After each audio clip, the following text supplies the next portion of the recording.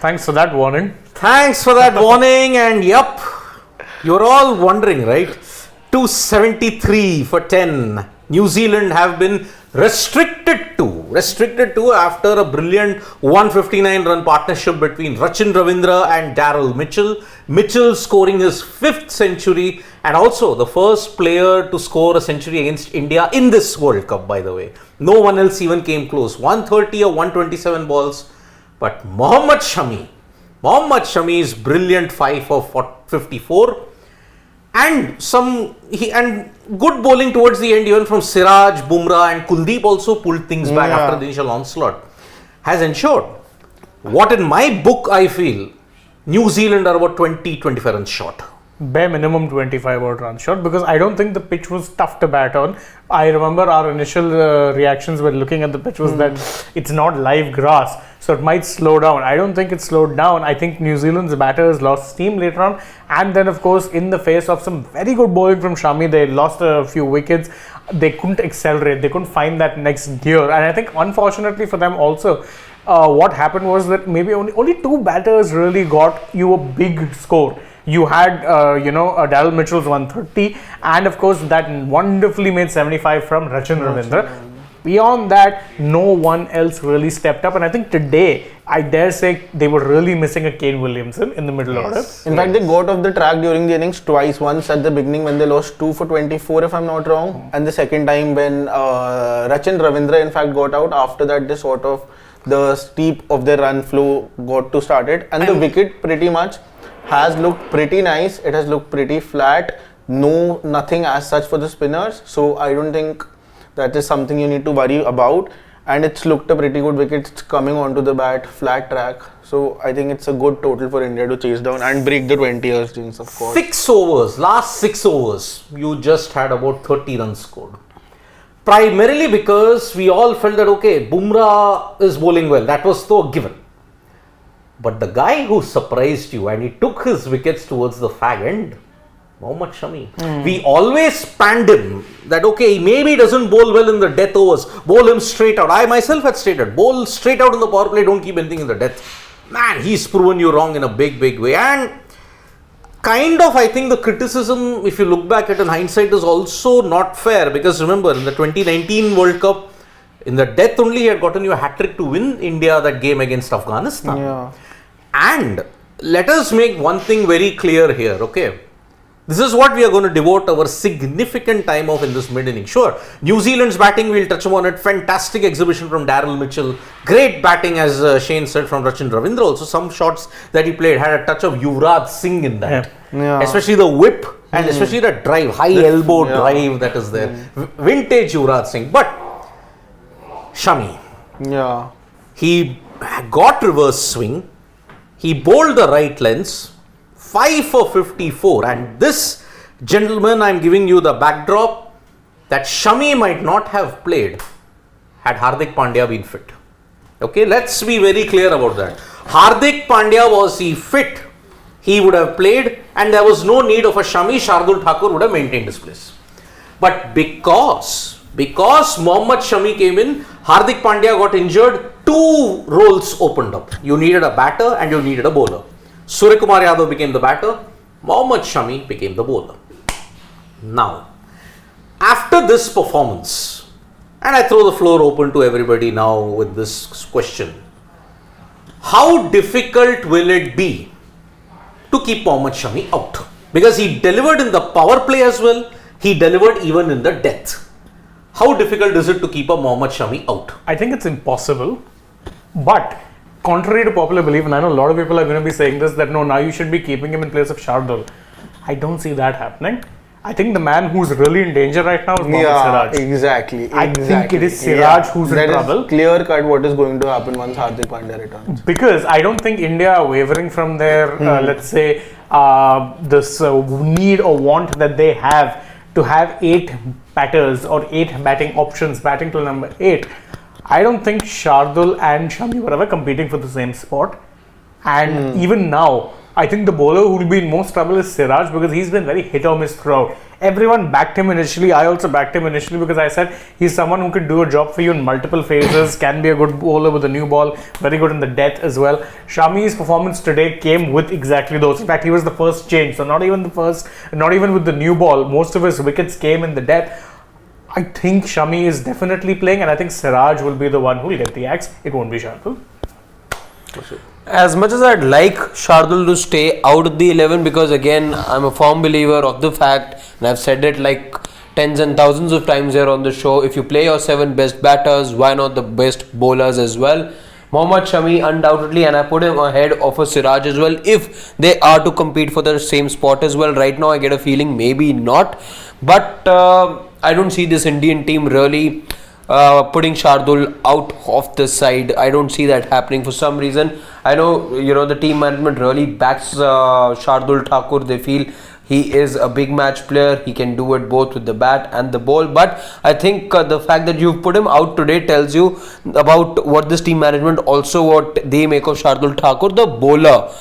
They don't trust him to bowl 10 overs at a good economy, and that clearly tells you, if they were okay with it, then the changes wouldn't have been the ones that we've seen today. Probably you would have just seen one change in that case. 2 changes tells you that there were problems. You were trying to plug 2 holes over there. Going forward, I would love to see Mohammad Shami be there in the 11. How they do it, I don't know. I don't think, again, the panic button will be pressed immediately, and they may not necessarily show the door to Mohammad Siraj also, I feel. Maybe, what can give the credence? Supposing your top 7 batters today in what might be a tricky chase. It is a tricky chase, let's make no bones about it. At 274 is not going to be an easy total. Now, if you look at it, if your 7 batters deliver, this is the game where you're going to see it. If your 7 batters deliver, then I think the team management can be flexible enough to play with your 3 bowlers. So you're saying no place for Shardul in that case? If your 7 batters today can do the job. I agree. But if your 7 batters don't do the job, you're going then back. You have to fall back on Shardul Thakur. But I think in any case, they are going to go back to someone like a Shardul, because firstly, he's been backed. He has given that performances in some sort by the ball. Batting, he hasn't got that opportunity till now. But I also totally agree with Shane sir here that Siraj is the person who is going to be shown the door as soon as someone like a Hardik Pandya comes back. Because Shami has performed, you still might be having the England game where you will not be having Hardik Pandya, so you might just go in with Shami there also with the same team, in fact the New Zealand playing 11, and then you might have another round of audition, if I may say, between the 2 of them, and then you might take a call. But if Shami will be coming in the 11, then it would be Siraj, because somewhat they also give you the same sort of variety in their bowling. Look, I'll tell you 2 reasons why. Can I also, on a lighter note, say something? Yeah. This, in fact, now is your good headache. Yeah. I don't know what is But a bigger headache that we haven't talked about is, and that is the fielding today, which we we'll haven't. come to it later. But then see, the Shami debate is important, because look, if Shami had picked up, say, 1 for 54, then there would have been no debate whatsoever. Like, okay, you needed Shardul. But if your 7 batters can step up against a big team, and New Zealand is not a minnow, they are a good team and one of your contenders, if we may say, for a World Cup. You also are left with the possibility that maybe Hardik Pandya might not be there for the England game, although they are saying he could be back for the England game. If you do well, if your 7 batters do well against New Zealand and England, why not stick with that combination? Because see, with Shami, what you're going to get? You're going to get wickets. He always guns for wickets, and perhaps you'll be not conceding big totals as often. Perhaps. Today, by the way, if it wasn't for Shami, you were looking at a total in excess of 300. Let's be honest about that. You were. And it takes me back to what something I think that somebody put on the comments a couple of months back, can't recall who it was, but then somebody I remember saying that you're wanting Shardul Thakur to score you this 20-30 runs, not more than that. You're not expecting 50s from him batting at number 8. You're expecting those 20-30 runs in the first place. You may not need to score those 20-30 extra runs, because If he wasn't there in the team, he wouldn't have conceded those 20-30 extra. You would have played somebody like a Shami, who then would have ensured that you didn't concede those many runs in the first place, that you need somebody at 8 to get you those runs. No, I'll again tell you why. Unfortunate thing. I mean, see, it's not nothing against Shardul, but the numbers are there. Look, most of the games that he's played, he's not had a good economy rate. Let's just agree upon that. He's not taken bucket loads of wickets. There is evidence, doesn't matter who agrees or not, there is evidence saying, and there's statistical evidence that yes, he's not been good economy wise. If you talk in terms of strike rate, says he's got a good strike rate. Yeah. Plus, he's not gotten that much of opportunities with the bat. You won't get it with this power-packed batting lineup. You will get it maybe in 1 in every 8 or 9 matches. That's once in the entire tournament then. Yes. Going by that, you may not need him to bat a second time going by that average. Exactly. So, the problem is predominantly with the bowling of Shardul Thakur. Even in the game against Bangladesh, everybody was saying that he kind of did well. 1 for 59 and 9 overs. But yet, it was at an economy rate of 6.6. Shami, 5 for 54. Got tonged in the death overs. And Shardul, by the way, bowled in equal patches in the middle and in the death overs. That was his role. He didn't bowl much in the power play because that's not his role. He's not a power play bowler. Actually, no, last game he was bowling in the power play. He had to bowl because Hardik Pandya got injured. So, in equal patches in all 3 phases, he bowled. And you can say it was Thakur, 1 for 59. Again, doesn't inspire you that much of confidence. I'm honestly saying, because see, you now got 4 matches. This is your 5th game that you're playing. You're going to play 6 more games. That's including the final also. Fingers crossed. Now, after this, you're playing England after a gap of 1 week. And we don't know whether Hardik Pandya comes. If Hardik Pandya comes in, direct Surya sits out. That's the one basic change. Obvious change. Yes. Then your conundrum comes up in the 8th slot. Because Shami, as a bowler, is guaranteed to give you wickets. He can have that one off day, like what happened in the World T20 of 2020. The semi-final against England. It can happen. It will happen. But that holds true for all bowlers. But will you then go for a guaranteed wicket taker, or you want to persist with the guy who's not going to get that much of batting, and you're betting your hopes on that? That acid test will happen today. Today, if you chase 274 with just 4 or 5 wickets down, then I don't see you get that 8th bowler. And I agree. I think the problem arises if you win today with this composition. If you don't, then you will be tempted to go back to Shardul. I think it won't matter either.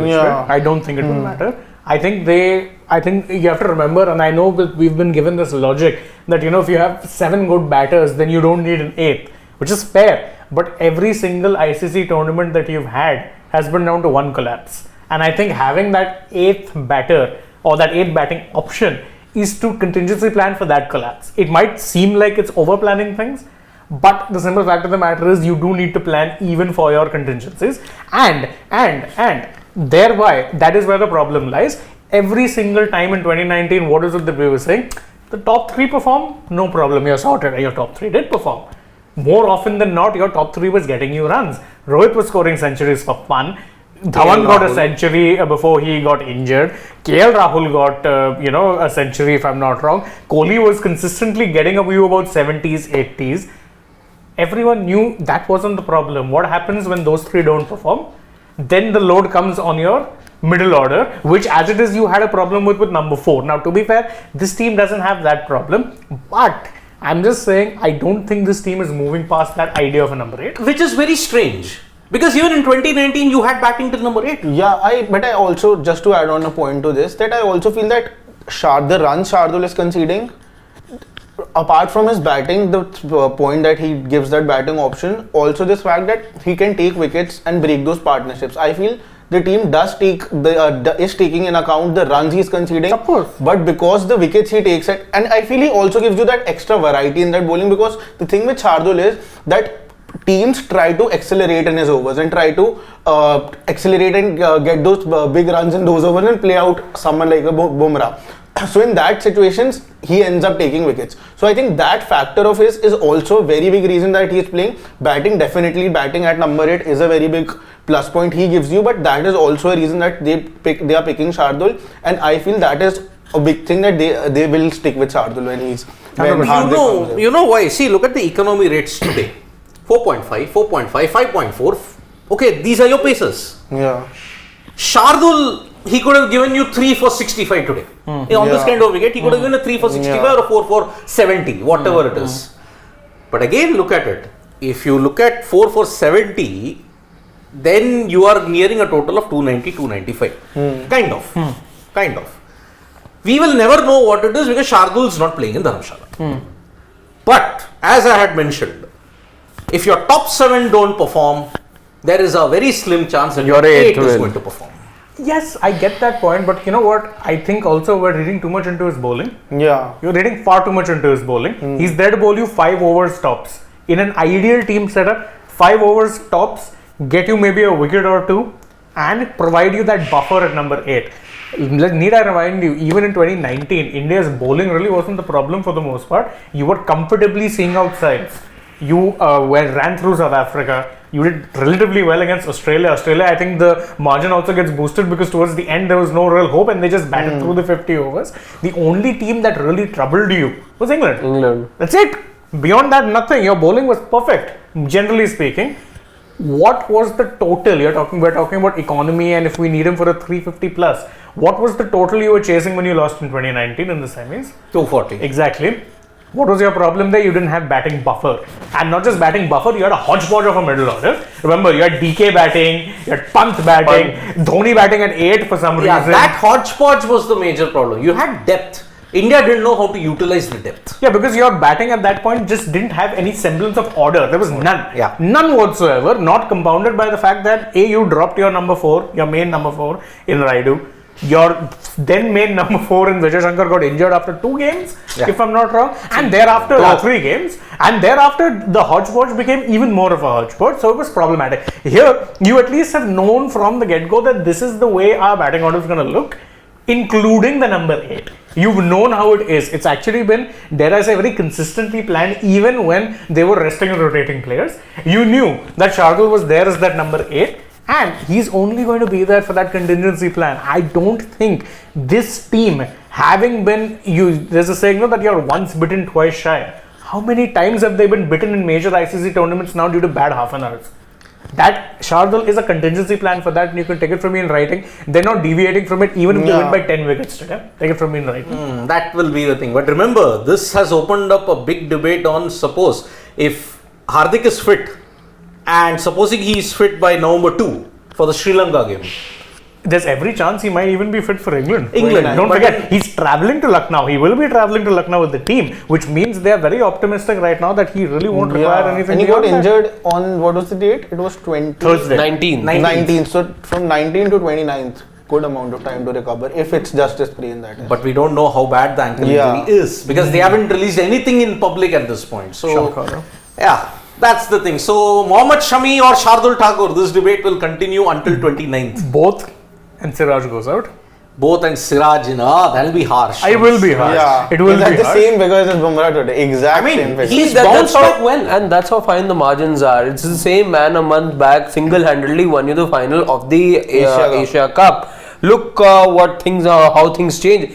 The other, the other figure that you're now comparing him with is somebody who's not even played ODI cricket in all these months. Yeah. So that's how things change. But time now, because we don't have a lot of time. Unfortunately, it's the mid innings.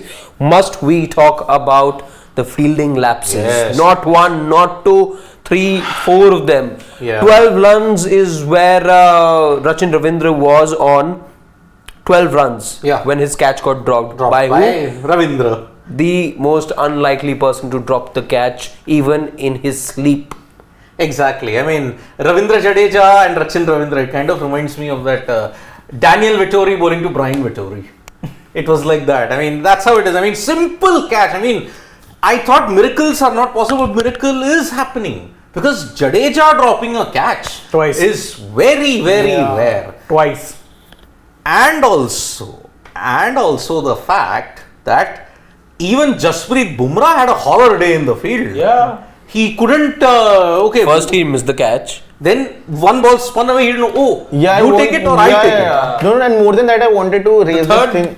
The third instance where he was running, chasing the Do ball. you think that is because of the quality of the outfield? 100%. Do you think that is a very big reason as feel as the fielding? Because that 4 which you are talking about, that was he was going. He was in two minds about able to should he dive Should he or dive for it or should he? he? Yeah. Two reasons. One, that outfield patch, that's a long on and long off is terrible. Absolutely terrible. Second, I think ever since that back surgery, he wouldn't want to dive that much. And remember, people who gone back surgery, they don't tend to dive. Bowlers don't tend to dive, especially in that area where the ball will speed through across those bumps. Yeah. So that is why, in order to prevent any further injury, he said, I am not going But to. today, having seen like the full stretch of 50 overs, I won't, I sort of understand why Josh Butler made those complaints about the outfield. Because not only that patch, that you're talking about the patch square of the wicket Rohit as well. Sharma's fingers when got stuck inside. Yes, that instance. Then there's this point where in the field, I think it was Shreyas Iyer who was then fielding it long on when he put in that dive and brilliant effort, saved the ball from running away to the boundary. Again, his knee getting stuck over there. So much of the soil coming out. Again, that tells you that there isn't enough grassing over there. In fact, I remember this one point when the ball was played square at the wicket right towards point. It almost, in fact, was going. It was going somewhere close to extra cover. You thought I almost just ended up spinning all the way to where the point fielder is. So again, I just don't understand that trajectory of the ball, and it just tells you so much more about the pitch and the outfield rather. It's a bad outfield, and it's not been helped by two things. One, that fungal infection which happened, and it came at the worst possible time that it be. Rains. And also the early season rains. You need the outfield to develop over a period of time, and Himachal, Devbhoomi has been really, really impacted by rains in 2 years. That is why you saw that one patch which wasn't ready. It's clearly evident that the grass has not grown fully in that part. That was that one patch which ensured you didn't keep the test match there in Dharamshala. But I feel very recently, if I'm not wrong, they have relayed the whole ground. I think everything has been changed and the new soil was gotten in and everything. And even if after that, this is the condition of Can't the help it. outfield. You need time. Because if there was no rains for at least 3 to 4 months, you could have at least gotten the outfield to be developed. But because of rains and snow, as well as sleet, remember in Dharamshala it snows also. Yeah. Where will you get the time? So, HPCA, blaming the HPCA is no, it doesn't help. The conditions ensure that the wicket in Dharamshala will be, the outfield in Dharamshala in particular, is going to be very, very patchy, and I fear if Rohit Sharma luckily just had a jarring injury in that, if he had suffered a big injury, you would have raised questions on the outfield. And at Josh Butler's point would have been proven true. And that's why, sorry boss, it's not looking good for the Dharamshala outfield, and that's why it's no excuse for the fielding lapses that happened. Jadeja dropping a catch. And that could also Jasprit Bumrah dropping one catch. KL also had a chance, by the way. Yeah, that was a difficult chance, but yeah, he should have done it. He's kept very well, and that is why it is going to be, I don't know.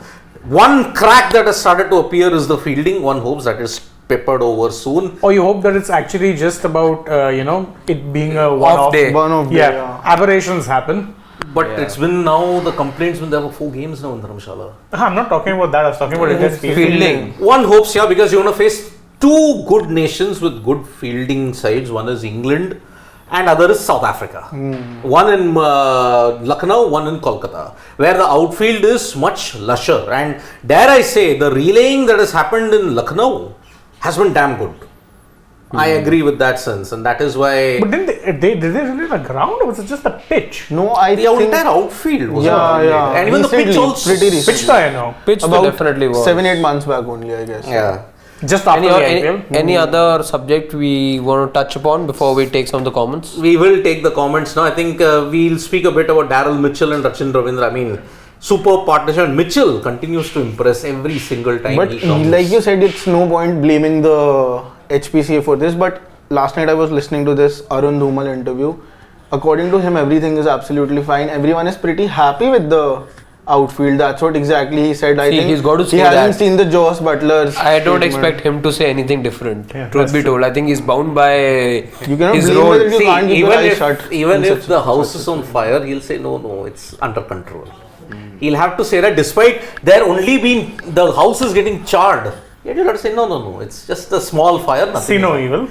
I see no evil, hear no evil, speak no evil. Like that meme you were telling that day, the girl's house is on fire and she's Oh yeah, that KL Rahul did it to Virat suits Kohli. to this situation as well. I don't know. So let's take a couple of questions. Because the match is about to get About to underway start. very soon. Vishal Panchal is saying ideally needed 6 bowlers and I would have chosen Ash and Shardul. They can score run a ball, the Shardul can hit few. 5 bowlers, not ideal. See, I would have agreed with him, and actually, I remember having this conversation with someone on Instagram. Someone was DMing me. I think it was Hariharan Vishwanathan, in no way related to you. Yeah. He was saying that actually. Having 5 bowlers, and at one point it looked worrisome because Kuldeep was getting tonked. So I thought if Kuldeep was to bowl out his quota, it looked like he was in for an expensive day. So that is why you want 6 bowling options. And actually, I would have been fine with this also. But now I think, in hindsight, you can say things worked out fine. So there's no point debating that. Ideally, if Hardik Pandya comes back, you will let him have 6 No, bowlers. he's talking about right now. Right now, that was a forced change that you had to make because they felt on this wicket Shami would get more purchase than Shardul because Shardul is a mixture of both hit the deck and swing, but Shami is quicker. Yeah. Extra pace on this wicket would help you, and that's what the way how he tailed the ball back into a tailenders, it worked. That's the I don't reason think Shardul will get that, unfortunately. So Harit Yadav was like saying, Lord, is there so openers can have a psychological support of batting depth? Maybe it's to let them bat freely. That is the whole point. That's the premise of them actually playing attacking aggressive cricket early on. So good point, Harit, actually. Yeah. That is one. Wait, it's not read it fully. We've not read it fully. Wait. He says, by the way, great comeback from Kuldeep Yadav in the second spell. That is correct. Yes, I mean, he was how much? 5 overs, he was 50, if I'm not mistaken. He was going on over 10 and over. Now 5 overs remaining, he took only 23 runs and 2 wickets. And got a couple of wickets also. So very Great comeback indeed from him. Siddharth is saying Matt Henry might exploit these conditions to the fullest. Yeah, I was going to raise this point that Matt Henry is someone India will have to look out to because in a trend bowl you kind of sort of ignore, he doesn't come in the attention, Matt Henry, that much, but these conditions he's somewhat like a hit and don't forget 2019, who was the bowler who actually got exactly. Matt Henry. It was just Bolt who got And Kohli, all otherwise the other was suspect to Matt Henry's subtle in swing. And we talk about Trent Bolt and Tim Southee for that matter. Yeah, KK is claiming to be a wannabe geologist. He's asking us that we should know at least about some geographic content because the grass is different from other area. And your last statement, and KK, I think you're watching a different game. He's not watching this match. And Shami is not a death bowler.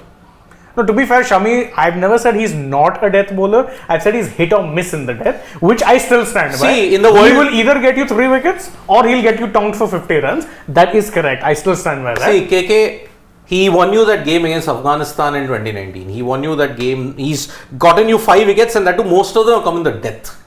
But to then back up that point, when he was playing for Punjab Kings, they would try using him in the death. Terrible idea. That's why when he moved to Gujarat Titans, GT barely use him in the death. They'll use him 3 overs up front and 1 in the middle. In the death, more often than not, they would be turning to the likes of Josh Little. But I think he recovered that mojo when he was with Gujarat Titans. Kind of. Because in the first season, he was used well, and even in this season, he did well in the IPL. And IPL anyway is a very fickle benchmark. King D, light in Dharamshala is not very good. It's always impossible to chase here at night. No, the light is fine, but it does, of course, the sunset is quicker because I think you had the floodlights on today after about 30 odd hours. 4 p.m. Yeah, there you go. But the floodlights are also a little, because these lights are a little lower than compared to the others. So that plays a very big role in that. Yep. So that is why it's going to be a really big situation. We didn't talk about Mitchell Santner. Santner didn't do anything to be talked about. Now in upcoming challenge. We will talk about it in the post-match. No, but do you think that is going to concern Santner? No. Finger spinners still deal okay with you. If they had a wrist spinner, would have been a big worry. Would have been a big problem. So let's see. Anyone, if you're changing your predictions, I think Harshit was the only one. I didn't say New Zealand. I was saying India was winning. Yeah. So I'm sticking by that prediction. Nikhil was bullish. He said maybe India could find themselves in a bit of trouble, but I don't think so. This Indian team has evolved as a unit. They'll know, okay, Bolt is coming back in. Maybe Rohit will take that stance and ensure that he gets going. He got off with a boundary against Shine Afridi. But there was a Shine Afridi who was in woeful touch. And there was a ball that deserved to be sent to the boundary. That's also true. Yes, indeed. Who has the new ball? Bolt? Yeah. Bolt and Henry are... Yeah, I meant who'd start. Yeah, it's Bolt who's starting. I think there's only one slip and a wide-ish gully in place. That's interesting. Back of a length, not going to trouble him. Maybe he's setting him up. Not looking to bowl those full balls initially. Give him that little comfort, then trick one. India chasing. Yeah, they are chasing it down because I'm not sure. I'll be honest, I'm not sure. I think they are. You said. Yeah, I said a New Zealand win. I think this is also like a good enough total. The lights are there. Again, I need a good batting performance here for me to be feeling differently the next time the two teams play. I am wondering, is KK watching a different game? He's saying congratulations to me, but I backed India to win. New Zealand is your favorite team. And that's a boundary. It's a boundary. I mean, yeah, New Zealand is my favorite team, but then a loss here is not the end of the world for them. Yeah. So that is why. And this match has very little at stake except for psychological brownie points heading into the next business end. See, from Monday onwards, you're on the business end. Yeah. Building up to the semi-final. There's no other way possible. So, We'll take a leave for now though. yep, we will, and we'll be back for hopefully 20 years of pain ending today. Hopefully. I am confident about it. Yeah. With this Fairly sure. batting lineup is there. So, that's the way from me, Shashwat, Shane and Harshit. It's bye-bye. We'll be back for the celebrations.